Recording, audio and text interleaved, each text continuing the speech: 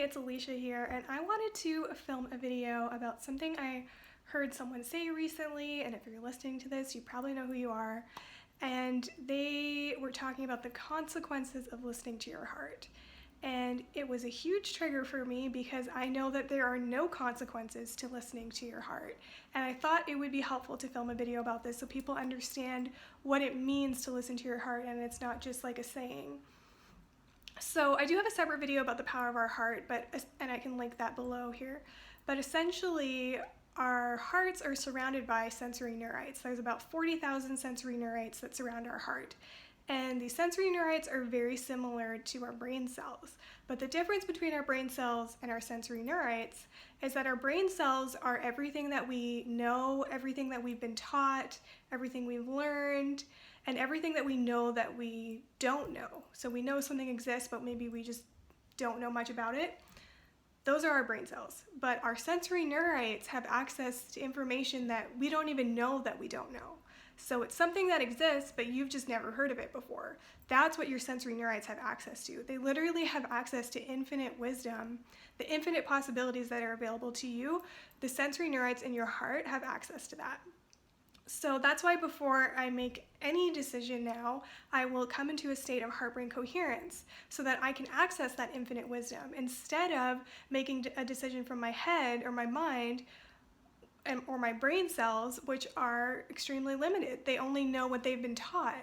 They don't know what they don't know. So there could be some like dream job out there that you've never heard of that your sensory neurites have access to, but your brain cells definitely do not. So if you keep trying to analyze your way to your dream job, that's not the way to get there. So yeah, I wanted to film this video because there literally is no consequences to listening to your heart, especially when you come into a state of heart-brain coherence before you make a decision. And how you do that, there's lots of different techniques to do it, and if you go to heartmathinstitute.com, they have more information on it and some different techniques that you can do, but the one that they share about the most, or the one that you've probably heard about the most, is the quick coherence technique. So you literally put your hands on your heart, bring awareness to your heart, feel your heartbeat, imagine that it's your heart breathing. And if you can then think of an elevated emotion, like sense into that elevated emotion of a time where you felt a lot of joy, of someone that you really love, and any sort of elevated emotion. This is where a lot of people get stuck, and where I used to get stuck is I found it hard to feel joy when I was feeling really down and to come into a state of coherence. But any elevated emotion from where you currently are will make a huge difference. So essentially just put your hands on your heart, bring awareness to your heart, and feel into an elevated emotion like joy or love, someone you love, a time where you were really happy, or something like that. And there you go, you are now in the state of coherence. That was super quick. And now you have access to higher wisdom. Another thing you can do that I learned from my mentor, and it's because curiosity creates healing, and I do have another video about that, which I will put a link to here. But if you put your hands on your heart and do what I just said, get into a state of coherence, bring awareness to your heart, and then feel into an elevated emotion, then you start getting curious. And it's not about answering the questions, it's about getting into the frequency of the question so that now you're at that vibration where those possibilities exist that your sensory neurites are aware of, and now those synchronicities can start showing up, or the awareness can come in because now you have access to the infinite wisdom that your heart has access to.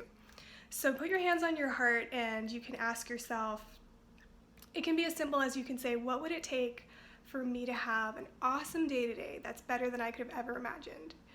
Or if there's something that you want clarity on, like let's say you don't know what you want to do for a living, you could say, what would it take for me to love what I do every day and get paid to do what I love?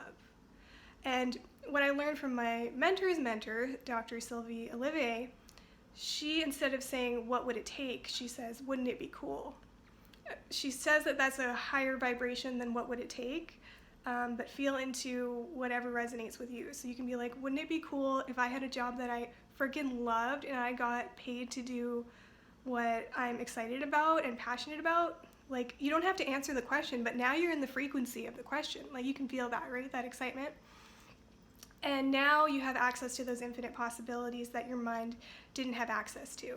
So there really aren't any consequences to listening to your heart. And if you're somebody that thinks that there are consequences to listening to your heart, you've obviously never truly come into a state of heart brain coherence and access the infinite power you have within yourself.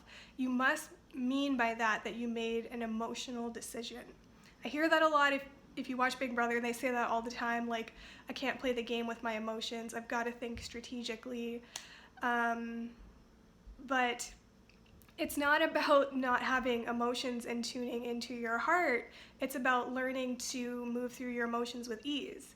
Because if you let your emotions control you, take over you, and you're making a decision from fight or flight, a state of anxiety, or a state where you aren't calm, like, obviously that's not going to create the most for you. And that's probably where people are coming from when they say they don't want to make an emotional decision or a decision from their heart, because they think making a decision from their heart is an emotional decision. But that isn't true. If you're truly accessing the wisdom of your heart, you're accessing these sensory neurites, which have higher information than what your mind has, and they're sensing into the field of infinite possibilities. So there's no way that you can make a wrong decision from yourself when you're literally accessing the divine, you're accessing source, whatever you want to think of it as. Infinite wisdom is what you're accessing when you make a decision from your heart. So there's no way that there could be any consequences from that, because that's also going to create the most for everyone around you when you're aligned with your true essence, when you're aligned with source, when you're aligned with the divine. So I did want to film a video about this for all those who think that there are consequences to listening to your heart, because there really isn't. So I hope you found this video helpful. If you did, give it a thumbs up, hit subscribe, and hit the bell button if you want to be notified the next time I upload a video. So thanks for watching, and I'll see you in the next one.